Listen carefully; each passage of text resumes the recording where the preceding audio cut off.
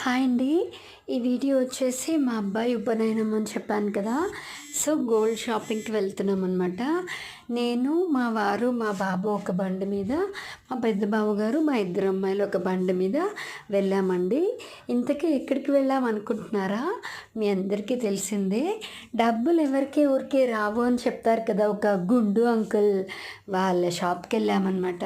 నిజమే కదండి, డబ్బులు ఎవరికి ఊరికే రావు కదా. ఆయన చెప్పింది అయితే కరెక్టే.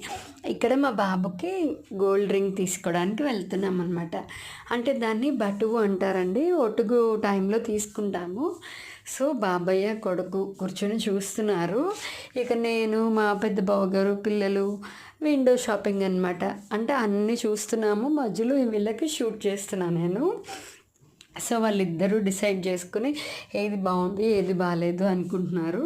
ఫైనల్గా ఇంకా నాకు చూపించారు. Bye bye.